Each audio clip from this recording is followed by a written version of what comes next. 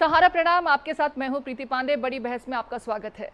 अमेरिकी संसद की स्पीकर नैन्सी पेलोसी के दौरे से चीन और ताइवान के बीच की तल्खियां अब बढ़ती जा रही हैं। चीन की सेना ताइवान को धमकाने के मकसद से युद्ध अभ्यास कर रही है।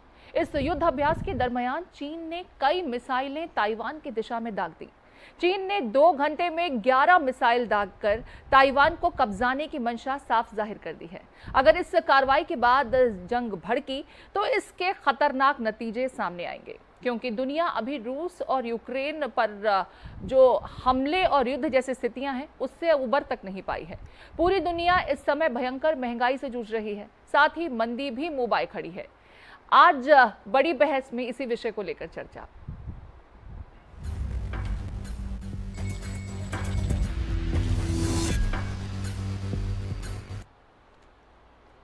और इस विषय को लेकर के हमारे साथ मेहमान जुड़ गए हैं। हमारे साथ रोबिंद्र सचदेव साहब हैं, विदेश मामलों के जानकार, स्काइप से हमारे साथ जुड़े हैं। स्वागत है सर आपका। Retired major general A K. Siwach साहब हमारे साथ जुड़े हैं, रक्षा मामलों के जानकार हैं। स्वागत है सर आपका।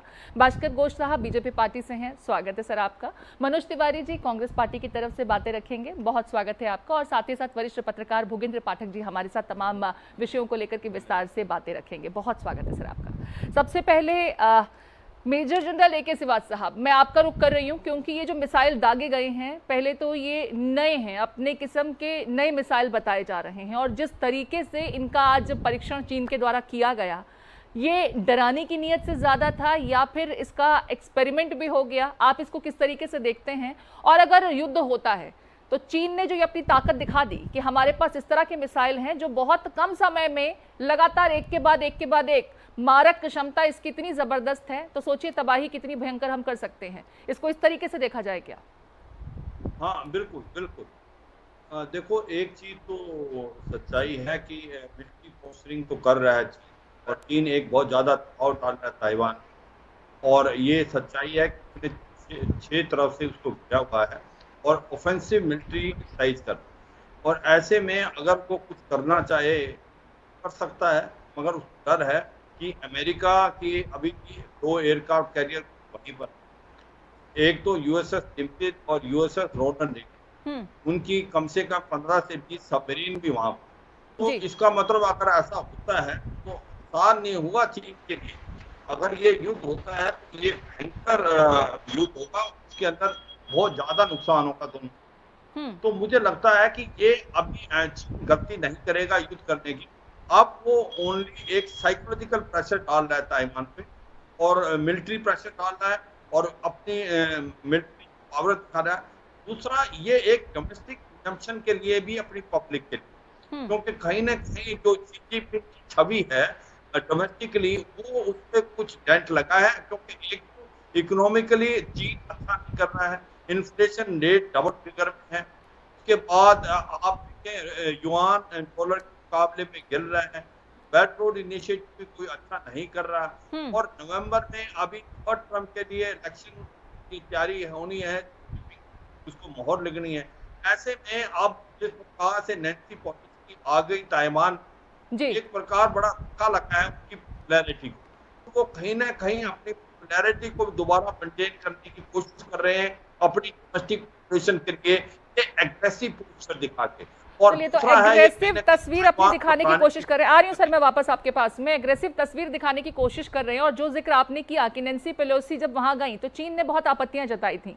उन्होंने सीधे तौर पर अमेरिका को कहा था आग से मत खेलिए, और अगर आप ताइवान आते हैं तो इसके बहुत भयानक परिणाम भुगतने पड़ सकते हैं। सीधे सीधे अमेरिका को खुलेआम चुनौती दी गई थी, बावजूद इसके जिस तरीके से एस्कॉर्ट करते हुए जापान से विमान उड़ते हैं, और नैन्सी पेलोसी को ताइवान की एयर स्पेस में ही नहीं बल्कि वहां तक पहुंचाया भी जाता है, वो वहां रात गुजारती हैं, और बाकायदा अपने तमाम कार्यक्रमों को कंप्लीट करने के बाद में एक चुनौतीपूर्ण तरीके से ही चीन को जवाब देकर के फिर वहां से उनकी रवानगी भी हो जाती है इंटरनेशनल प्लेटफॉर्म पर। आपने बिल्कुल ठीक कहा कि जो चीन की एक इमेज है उसको एक बहुत बड़ा डेंट पहुंचा इस दौरे के बाद, लेकिन उस दौरे के फौरन बाद ही चीन की तरफ से ये एक्सपेरिमेंट सर कैरी आउट कर जाना, चीन क्या वाकई जो कहा जा रहा है कि एक बहुत बड़ा डेंट लगा था इस एक्सपेरिमेंट के बाद, इन मिसाइलों के दागे जाने के बाद में, क्या हम समझ सकते हैं कि चीन ने वाकई जो डराने वाला उसका एक हमेशा से एक चरित्र रहा है, उस चरित्र में वो वापस जाकर के फिट बैठ गया है, जिससे लग रहा था कि थोड़ी उसकी पकड़ ढीली हो गई है?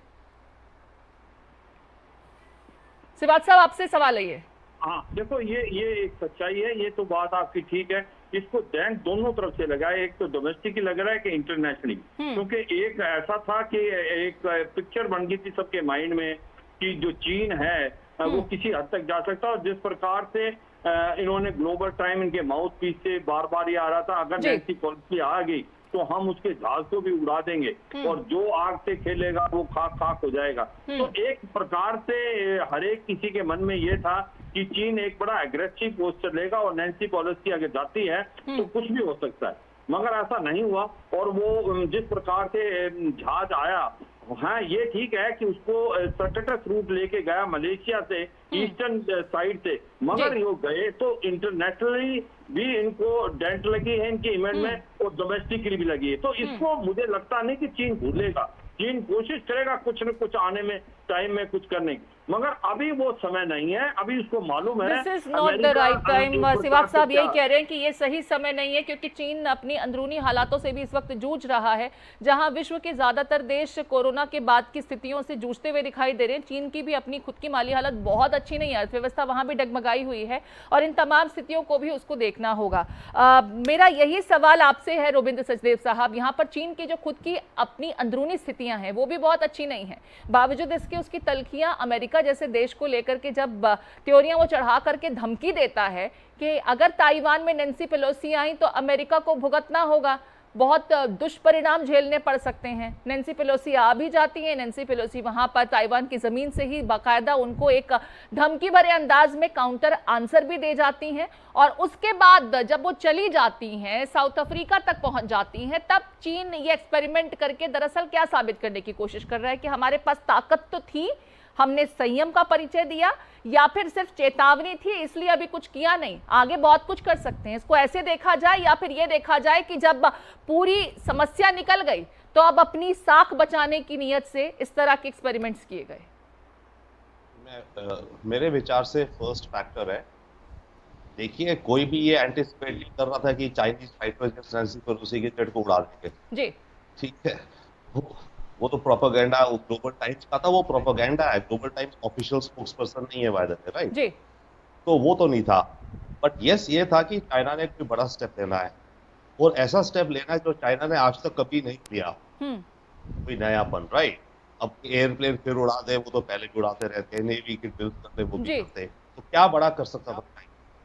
मेरे ख्याल से चाइना ने एक बड़ा खेल अब खेला है, अनयूजुअल, जो आज तक नहीं हुआ करता। आज तक कभी इन्होंने ताइवान को चारों तरफ से घेरा नहीं, पूरा जी एक्सरसाइजेस, और ये धमकी तो बाय प्रोडक्ट है, बट असलियत ये है, जैसे जनरल सिपाज भी कह रहे थे, ये तो तैयारी है, ये प्रोटोटाइप बना रहे हैं वो।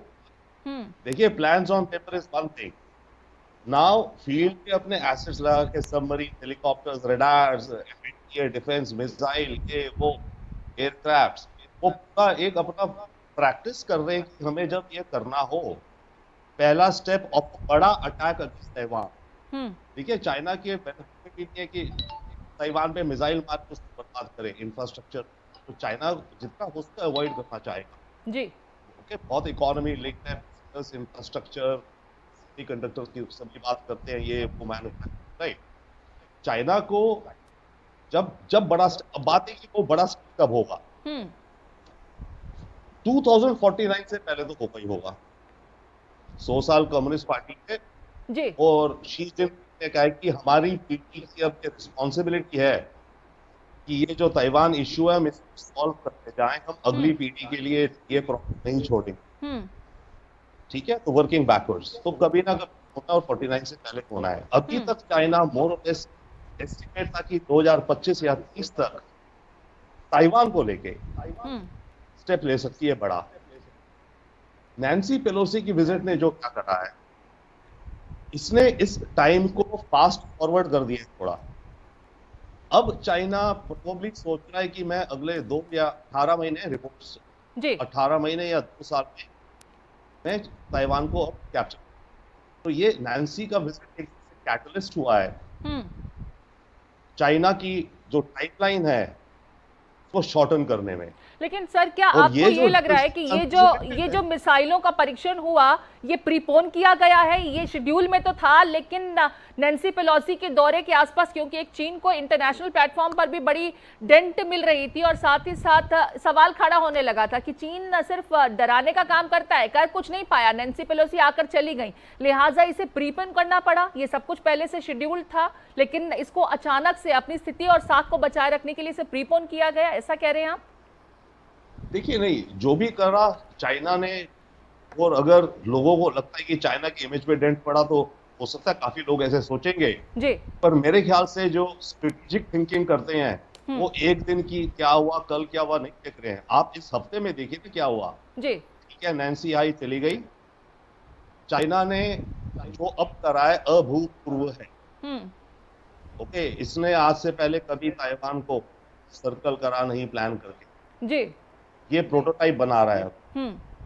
ओके, तो इमेज को डेंट जिनकी नजरों में लगा, बट असलियत जो है आई थिंक जो मतलब जियोपॉलिटिक्स में जो हम अगर देखें तो मेरे विचार से डेंट नहीं लगा है, चाइना ने अपना स्टेप खेला है। सर ताइवान को किस तरीके से देखा जाए? यहाँ पर ताइवान को आकर के बड़े बड़े बातें कह दी गई, आश्वासन दे दिया गया, अमेरिका उनके साथ खड़ा है और हर स्थिति में अमेरिका ताइवान का साथ देगा, युद्ध की भी स्थिति होती है तो अमेरिका साथ में खड़ा है। लेकिन कहीं यही तो हश्र नहीं होगा जो यूक्रेन का आज हुआ है? रूस के साथ युद्ध के समय भी यही कहा गया था अमेरिका की तरफ से कि हम आपके साथ खड़े हैं, लेकिन वो साथ किस तरीके से यूक्रेन को मिल रहा है वो दिखाई दे रहा है। नहीं, यस से नो। देखिए, मेरे विचार से ऑनेस्टली हमें अमेरिकन की लैंग्वेज समझनी चाहिए जी। अमेरिकन कैसी लैंग्वेज यूज करते हैं और क्या कहते हैं और क्या लिखते हैं। यूक्रेन के केस में उन्होंने शुरू से कहा था तो हम नहीं जाएंगे, क्लियर कट था। वो तो एक्सपेक्टेशन लोग बना दिए, जब बात करते हैं फिर अमेरिकन बड़ी डिप्लोमेटिकली बात करते, घुमा फिरा के पूरी दुनिया आपको साथ देते थे। तो फिर अगर आप उस गलत चले गए तो गलत था। सिमिलरली विद ताइवान, तो ताइवान को, बट ताइवान की स्ट्रैटेजी ये है, ये लोग ताइवान को एक पॉर्क्यूपाइन बना रहे हैं। पॉर्क्यूपाइन हिंदी में कहते हैं ना शाही जी, एक छोटा चीज कांटे होते हैं जी। तो ताइवान का जो आइलैंड है उसमें इतने सारी माइंस, लैंड माइंस, उसका जो समुद्री तट है वहां पे आयरन बैरियर्स, बड़े बड़े नेल्स, ये वो, ताकि एम्फीबियस शायद उनके टायर ना के जा पाए, जैवलिन स्टिंगर, ये वो, जंगल्स के अंदर टनल्स, ये वो, और असला भर रहे हैं। ये पॉर्क्यूपाइन बना रहे हैं ताइवान को एक। बट उसके अलावा अमेरिका ताइवान को, भाई अमेरिकन मिसाइल चाइना पे थोड़ी जाएगा, चाइना ने ताइपे पे मारा। देखिए, दो कॉन्फ्लिक्ट है पैसे, एक है ताइवान को लेकर के जी और उसे अलग रखेंगे, फिर है एक दूसरा जो पूरा है साउथ चाइना सी एक्सपेंशनिज्म जी, जो जापान के साथ है, फिलीपींस के साथ है, ये वो, राइट। ये दो अलग अलग सोर्सेज हैं इन अ वे, बट दोनों कंबाइन हो जा रहे हैं कि ताइवान एक तरह का फ्रंट लाइन बन गया। बिल्कुल, जब अपने जंगी जहाज को पूरे ताइवान के आसपास घेराबंदी करने के लिए चीन ने इस्तेमाल किया तो सबसे ज्यादा आपत्ति भी जापान की तरफ से इसीलिए दिखाई गई क्योंकि कहीं ना कहीं उनका जो एक आर्थिक कॉरिडोर था वो भी इसके दायरे में आ रहा था और उसकी समस्या यही है कि कहीं ऐसा ना हो कि वो सफर करने लगे। लौटूंगे सर आपके पास में, जरा मैं भास्कर घोष साहब से समझने की कोशिश करती हूँ कि जब चीन इस तरह के परीक्षण करता है तो क्या हमें भी इसके लिए तैयार रहना चाहिए? हालांकि इस वक्त ये हमारा युद्ध नहीं है, लेकिन ना चाहते हुए भी हमें इस युद्ध के लिए क्या तैयार रहना चाहिए? और हमें इस वक्त आप कहाँ पाते हैं? हमारी खुद की विदेश पॉलिसी जो है इस वक्त क्या कहती है? हमारा क्या रवैया होना चाहिए? देखिए, मैं चीन के बारे में ये कह सकता हूँ कि चीन का जो वन चाइना पॉलिसी है ये बहुत ही खतरनाक एक पॉलिसी है। आज आप देख रहे हो कि जिस तरह से एक्टिविटी वो ताइवान पे कर रहे हैं, 20 किलोमीटर दायरे पे आकर वो जैसे अपना वॉरशिप्स और सारे मिसाइल दाग रहे हैं, वैसे ही हम अरुणाचल में देख रहे हैं, वैसे हम लद्दाख में देख रहे हैं, वैसे में चाइना बॉर्डर। ये चाइना के अभी का जो उनका जो कम्युनिस्ट पार्टी का हेड जिनपिंग, उनकी पॉलिसी जो है वो बहुत ही, जो मोदी जी ने कहे थे कि ये बहुत ही एग्रेसिव अग्रासन का पॉलिसी है। लेकिन चाइना इंटरनेशनल प्लेटफॉर्म में जब कश्मीर की मुद्दा आती है तो अब चाइना अपने वेटो लगा देते हैं, कश्मीर को मानने के लिए तैयार नहीं होते हैं, वो बलूचिस्तान को मानने के लिए तैयार नहीं होते हैं और पाकिस्तान से हाथ मिलाकर वो बलूचिस्तान पाकिस्तान के बहुत बड़ा एक कॉरिडोर के अपने कब्जे में ले जाते हैं। तो चाइना का ये one China policy one China नहीं है, मल्टी चाइना पॉलिसी है। और मुझे मानना है कि आज विश्व जो खतरे में सबसे बड़ा खतरा जो है वो अब देख रहे हैं कि यूक्रेन और रशिया का फाइट, यानी विश्व का जो एग्रेसिव पॉलिटिशियंस हैं, जो तानाशाही वाला पॉलिटिशियंस हैं, वो जिस तरह से चाइना अपना रवैया अपना रहे हैं उसका डिप्लोमेटिक लेवल में अभी तक भारत उसका प्रतिरोध किए हैं, अरुणाचल भी किए हैं, लद्दाख में भी, सब जगह में किए हैं और आगे चल के ये करते रहेंगे। और हमारे जो सेना है वो मौजूद हैं, हमारे सेना जो वो सशक्त हैं और हमारे जो ट्रूप डिप्लॉयमेंट हुआ है, अरुणाचल में काफ़ी हो, मणिपुर में काफ़ी हुए हैं, इधर हमारे लद्दाख में काफ़ी हो गए हैं। लेकिन सर एक हाल के दिनों में एक तस्वीर आई थी जहां पर पहले कुछ गांव बसाने की कोशिश थी, अब तो पूरा ऐसा लगता है कि वो गांव नहीं, पूरा एक शहर तैयार हो चुका है वहां पर। अरुणाचल बॉर्डर का मैं जिक्र कर रही हूँ, जो आपने कहा, मैं इसी को समझना चाहती हूँ कि जब एक्सपेंशन की पॉलिसी ताइवान के लिए है, जबकि पूरे इंटरनेशनल प्लेटफॉर्म को ताइवान को मदद मिल रही है वहां से लोकतंत्र की नीयत से, लेकिन एक्सपेंशनवादी नीतियां तो चीन की तरफ से हैं ही और वो भारत की दिशा में भी हमें देखने को मिलती हैं। तो जो आज प्रयास ताइवान में हो रहा है, ऐसा ही कुछ प्रयास इधर भी हो सकता है क्या? इसके लिए हमें तैयार नहीं रहना चाहिए? प्रीति जी, मैं मानता हूँ, इसलिए 2014 के बाद आप अगर वहां पे इंफ्रास्ट्रक्चर डेवलपमेंट देखें, बॉर्डर रोड्स की बात देखें, access to the last point of the border, ये आज बहुत ज़्यादा बहुत ज़्यादा हम लोगों ने कर दिए हैं वहाँ पे। और पहले जो सबसे बड़ा प्रॉब्लम था कि 2014 के पहले ये access to Ladakh, access to Arunachal बहुत कठिन था। लेकिन सर भूटान वाले फ्रंट को हम क्यों भूल जाते हैं? नहीं, ना तो वो रोक पा रहे हैं, भूटान वाला रोक पा रहे हैं। नहीं, भूटान वाला फ्रंट पे भी हम लोग काम कर रहे हैं और सारे जो गाँव की बात कर रहे हैं। मनोज जी, इत्तेफाक रखते हैं? जी नहीं, मैं बिल्कुल इत्तेफाक नहीं रखता। देखिए, चूंकि आपका मसला अंतर्राष्ट्रीय है और मैं उस पर बोलना चाहूँगा। देखिए, आज जो परिस्थितियां चाइना ने वहां बनाई है वो दरअसल चाइना और अमेरिका के बीच अपनी व्यवस्था को और अपनी देश की संप्रभुता को लेकर वहां लड़ाई है, जो मेरे समझ में आ रहा है जी। दरअसल क्या है, जो ताइवान जो है वो 100 मील की दूरी पर है और वो एक वहां द्वीप श्रृंखला है जहां अमेरिका के सैन्य ठिकाने हैं और अमेरिका के सैन्य ठिकान अपनी सैन्य ठिकानों के हितों की रक्षा के खातिर अमेरिका किसी भी हद तक जाएगा। मुझे जैसे आपने प्रश्न किया कि क्या यूक्रेन की परिस्थितियां ही अमेरिका वहां दोहराएगा, मुझे लगता है कि ठीक है, वो हम उस विषय से थोड़ा सा अलग प्रश्न कर रही थी, भारत के परिप्रेक्ष्य में लाना चाह रही थी मैं कि चीन अगर ताइवान के बॉर्डर पर जाकर के इस तरह के मिसाइलों को दाग सकता है और बिना किसी बात की परवाह के कि इंटरनेशनल प्लेटफॉर्म पर उसका भी विरोध रूस की तरह ही हो सकता है या नहीं, होगा या नहीं, उससे उसको कोई फर्क नहीं पड़ता। उसकी जो नीति है, उसकी जो पॉलिसी है वो कर रहा है। वो ताइवान के एयर स्पेस को कई बार इंटरवेन कर चुका है, जैसा कि खुद रविंद्र सचदेव साहब ने भी कहा कि कोई नई बात नहीं है, एयर स्पेस में तो वो जाता ही रहा था, लेकिन इस बार जो उसने किया है वो कुछ अलग है और इसको ही हमें समझना होगा। प्रीति जी, आपका सवाल बहुत बढ़िया, मैं आपको इस भारत के संदर्भ में ही बोल रहा हूँ जी। देखिए, ताइवान में और भारत की परिस्थितियों में बहुत फर्क है, इस बात को बखूबी चाइना समझता है। चाइना, मुझे लगता है कि जो हमारी परिस्थितियां हैं और हमारी आर्थिक सुदृढ़ता है या देश की जो भौगोलिक व्यवस्था है उसको समझ और सैन्य ताकत को समझते हुए चाइना आज की परिस्थितियों में हिमाकत नहीं करेगा, क्योंकि उसको ये बात को दर्शाना है जिस तरीके से अमेरिका अपनी पॉलिसी को लेकर के पूरी दुनिया पर ये दबदबा कायम करना चाहता है। चाइना के मन में भी वन चाइना पॉलिसी जो 1975 के बाद उसने अडॉप्ट किया शुरू से जी। उसको वो भारत के संदर्भ में उसको परिभाषित नहीं करेगा और मुझे लगता है कि आज की परिस्थितियां जो है उस परिस्थितियों में भारत को निश्चित रूप से अपनी परिस्थितियों को समझते हुए हमें भी इस पर इत्तेफाक रखना चाहिए। और मेरा अपना मानना है कि लोकतांत्रिक हितों को देखते हुए भारत को भी ताइवान के संदर्भ में अपनी पॉलिसी को बिल्कुल क्लियर करना चाहिए ताकि चाइना को एक संदेश जाए। कुछ कहना चाह रहे हैं? मैं ये कहना चाहूँ कि उनको शायद याद नहीं होगा कि 2014 के पहले जी। आप जब चाइना वार हमारे हुए थे तो चाइना को हमने अपना जमीन छोड़ दिए थे और उसके बाद अब 2014 के बाद जब चाइना के संघर्ष हुए तो हमने चाइना को 1 इंच जमीन नहीं छोड़ा है। यही फर्क है 2014 के पहले चाइना पॉलिसी ऑफ इंडिया सवाल और यहाँ 14 पर, के बाद। यहाँ ठीक है, वो आप आज इंफ्रास्ट्रक्चर, वो आपके दावे हैं। यहाँ पर सैटेलाइट की कुछ तस्वीरें जब सामने आती हैं तो कांग्रेस पार्टी उसको लेकर के सवाल खड़ा करती है। हालांकि विषय थोड़ा अलग है, उसके ऊपर मेरा सवाल यही है सर, जो अभी इन्होंने मनोज जी ने भी मुद्दा उठाया कि भारत को अपनी नीति स्पष्ट करनी होगी, नीति स्पष्ट कर दिया। मनोज जी का सवाल का जवाब हम दे रहे हैं। को लेकर के भारत को अपनी स्ट्रैटेजी डिसाइड करनी थी, तो अमेरिका से ज्यादा हमने रूस का साथ दिया एक तरीके से, एब्सटेंशन रखा ज्यादातर मामलों में जब वोटिंग की बात आई। तो अगर अमेरिका और चीन में से चुनना होगा तो ठीक है, हमारी पॉलिसीज तो ज्यादा अमेरिका की तरफ ही रहेंगी, लेकिन फिर ऐसे में क्या रूस उस वक्त हमारे साथ किस तरह का बर्ताव करेगा, क्योंकि वहां तो बहुत अच्छा दोस्ताना देखने को मिलता है। हमें अपनी ताइवान को लेकर के पॉलिसी भी तो स्पष्ट करनी होगी ना।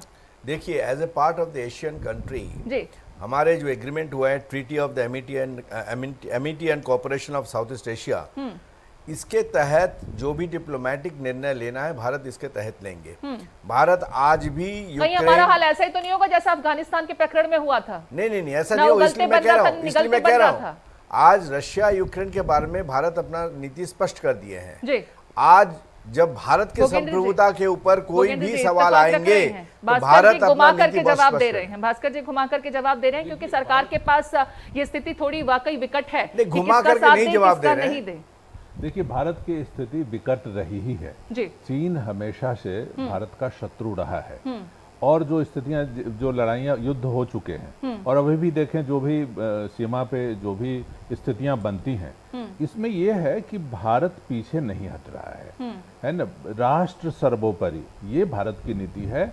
आपदा में अवसर खोजने वाली ये सरकार है, इसलिए जो भी स्थितियां आएंगी उसमें सरकार, उसमें राष्ट्र, उसमें जो हमारा नेतृत्व है, ये कोशिश करेगा कि उसमें हमारे लिए क्या करें कि फायदा हो। अब भारत की नीति है चुप रहना, अवसर आए तभी बोलना चाहिए, और अवसर आए, मौका मिले तभी लड़ना चाहिए। ये चाणक्य की नीति है, न दैन्यम न पलायनम, साहस के साथ लड़ना है, पीछे नहीं हटना है।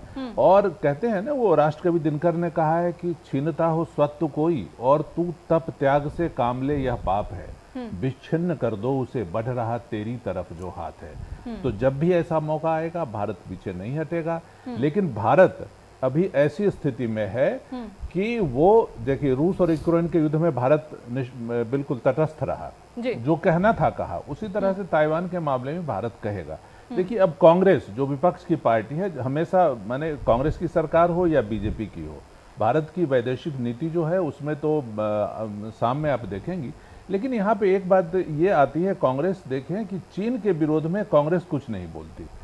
MOU जो कांग्रेस का और चीन की पॉलिटिकल पार्टी के साथ जो भी हुआ बना, आज तक देखा नहीं गया है। तो आप ये गौर करें तो चीन के विरोध में कांग्रेस बोलना नहीं चाहती, बोलती नहीं, केवल प्रश्न करती है कि बीजेपी सरकार नहीं बोल रही। सरकार क्यों बोलेगी? जरूरत हो तब बोलना चाहिए। और ये देखें कि भारत तैयार है इसके लिए कि 2.5 फ्रंट है ना, जो युद्ध होगा उसके लिए भी भारत तैयार है। और भारत की सेना के सामने आपने देखा है हाल के दिनों में सीमा पर जब भी टकराव हुए तो चीन की यह नीति है, धमकाते चलो, अपनी मजबूती दिखाते चलो, और जब अवसर आए कि भाई हमारा फायदा नहीं होगा तो पीछे हट जाओ। ताइवान के साथ भी लगता है, जो सूत्र बताते हैं, जो विशेषज्ञ कहते हैं, ऐसा ही होगा।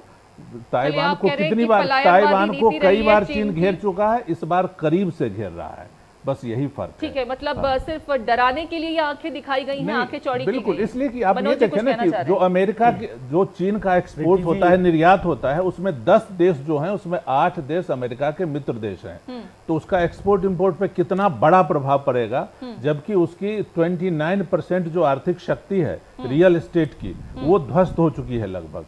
तो चीन नहीं चाहेगा कि इस समय ये युद्ध ऐसा हो जो विश्व युद्ध का रूप ले ले। मनोज जी। प्रीति जी, ये बहुत ही गंभीर विषय है और मुझे लगता है इस पर कोई मुझे राजनीतिक टिप्पणी करना भी नहीं है। ये सवाल कांग्रेस भाजपा का नहीं है, सवाल ये है कि हमारी अपनी सोच है कि आज की तारीख में पूरी दुनिया में कांग्रेस भाजपा का सवाल भी है। आप हर सवाल मैं कांग्रेस आप बताइए कि कांग्रेस 2014 के पहले आपने कितनी बॉर्डर रोड्स बनाए थे, कितने टनल्स बनाए थे, कितनी चॉपर बेस बनाए थे, और आज के दिन में हमारे पास कितनी टनल्स है, कितनी रोड्स बन गया, कितना चॉपर बेस बन मुझे लगता है कि इस पर आप बहस को आपने खत्म कर दिया था, और ये जानबूझ के खत्म किया आपने। अरुणाचल में आपने जानबूझ के खत्म किया, लद्दाख में आपने जानबूझ के खत्म किया। एक बात का जवाब दीजिएगा, अब बोलिए, मैं जो विषय पर बोलिए। मैं कह रहा हूं मल्टी पोलर स्टेज को हिंदुस्तान को दिखाना चाहिए पूरी दुनिया को, और इस स्टेज को दिखाने की खातिर भारत को भी अपनी प्रभुता और प्रतिष्ठापन की खातिर निश्चित रूप से अपनी नीतियों को इस समय स्पष्ट करना चाहिए। क्यों? अगर 1962 चाइना वार में क्या स्पष्ट किया था आपने? क्या बहस कर रहे हैं, समझ में नहीं आ रहा है। चाइना वार में बहस हो रही है ताइवान के ऊपर, स्पष्ट कीजिए ना। यूक्रेन के मामले में देखिए भारत की स्थिति। अब उस पर देखिए, आप बता रहे, आप जर्नलिस्ट हैं, आप पता नहीं क्या भाषा बोल रहे हैं। मैं कह रहा हूँ, आप प्रीति जी का सवाल जो था उस सवाल का जवाब दे रहा हूँ। मैं कह रहा हूँ कि भारत को आज की तारीख में अपनी स्थिति को इसलिए स्पष्ट करना चाहिए कि जिस तरीके से चाइना, तो सुनिएगा तब तो, लेकिन मैं रोबिंद्र जी के पास इस सवाल को लेकर के जा रही हूँ। इंटरनेशनल मामलों के जानकार रहे हैं। क्या है कि आप लोग प्योर मनोज जी सुन लीजिए ना, मनोज जी यहाँ पर बात कांग्रेस और बीजेपी की नहीं हो रही है। आपसे मेरा सवाल है, भारत को स्पष्ट नीति क्यों नहीं रखना चाहिए? डर क्या है? कहाँ नहीं रखते हैं? बताइए क्या? डोकलाम से लेकर अरुणाचल तक डोकलाम पर देखिए, अब ये सब चलिए, मैं रोबिंद्र जी का रुख कर रही हूँ। ये सवाल रोबिंद्र जी से समझने की कोशिश कर रही हूँ। रोबिंद्र जी, यहाँ पर मनोज जी का ये प्रश्न है कि भारत सरकार को अपनी नीति को स्पष्ट करना चाहिए कि अगर ताइवान के साथ युद्ध की स्थिति पनपती है आगे चल करके, तो क्या भारत सरकार की स्ट्रैटेजी और नीति इस मसले को लेकर होगी? सर, आपका क्या टेक है इसको लेकर? डेफिनेटली, मैं उस पर जाने से पहले एक क्विक पॉइंट कहूंगा। ये डिपेंड करेगा कि भारत चाइना के रिश्ते कैसे हैं, राइट? हमारी ताइवान नीति उस पर डिपेंड करनी चाहिए, हमारा सेल्फ इंटरेस्ट है। अब हमारे रिश्तों में एक तो ऑब्वियसली है कन्फ्रंटेशन है, कॉन्फ्लिक्ट है, बहुत ज्यादा स्टैंड ऑफ हो रहे हैं हमारे में, तो हमें फौज की पूरी इंफ्रास्ट्रक्चर सारा कुछ तैयारी करनी है। मैं ये कहता हूं जी, लॉन्ग टर्म भी तो हमें सोचना चाहिए।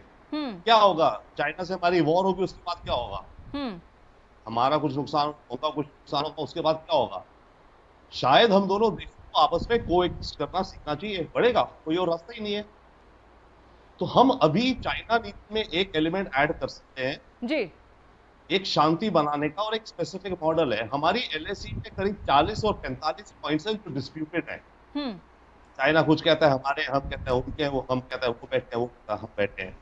इन 40-45 पॉइंट्स को इन अ बिग पिक्चर मैं कहता हूं नो मैन स्टैंड कर दूं जी। ना हमारे ना तुम्हारे, इसमें कोई नहीं। वैसे ये पहाड़ है साथ, वैसी जैसे तो आप कह रहे हैं कि अगर बातचीत हो और इस वक्त शांति से काम निकाला जा सके तो ज्यादा बेहतर रहेगा। सर, समय का थोड़ा अभाव है, मैं सिवात साहब से भी एक क्विक रिएक्शन लेना चाहूंगी।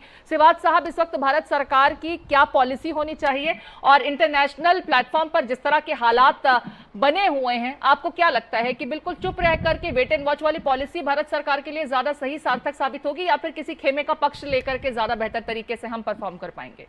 देखो, हमने वन चाइना पॉलिसी को माना हुआ है, तो आप ज्यादा आप इसके बातचीत करोगे तो आप इसके अगेंस्ट तो जा नहीं सकते जी। मैं ये कहता हूँ इम्पोर्टेंट कुछ और है। इम्पोर्टेंट ये है कि अब जो चीन है उसकी डोमेस्टिक कंडीशन ठीक नहीं है। ताइवान के अगेंस्ट वो कुछ भी कर सकता, कहीं वो भारत के अगेंस्ट ना कर दे। आप समझ रहे हो, चीन एक ऐसा देश है जिस पे भरोसा करना खतरे से खाली नहीं है। बिल्कुल, ड्रैगन की नीयत पर हमेशा से ही शक बना रहता है, और ऐसे में भारत सरकार को भी बहुत सूझबूझ के साथ में इस पूरे विषय को देखना होगा, हैंडल करना होगा, और अपनी नीति को स्पष्ट करना है या नहीं करना है, या फिर फिलहाल शांति से काम लेना है, ये देखना अहम होगा। हालांकि विषय बहुत संजीदा है, मैं चाहती थी इस पर और विस्तार से चर्चा हो, लेकिन समय का थोड़ा अभाव है। मेजर जनरल ए के सिवात साहब, रोबिंद्र सचदेव साहब, चर्चा में तमाम एक्सपर्ट कॉम्प्लीमेंट के लिए आपका बहुत बहुत शुक्रिया, और साथ ही साथ भास्कर घोष साहब और मनोज तिवारी जी और भूपेंद्र पाठक जी, स्टूडियो में तमाम एक्सपर्ट इनपुट्स के लिए आपका बहुत बहुत धन्यवाद। इसी के साथ बड़ी बहस कार्यक्रम में इतना ही। देश और दुनिया की तमाम अपडेट्स के लिए चलते रहिए समय के साथ। सहारा, प्रणाम।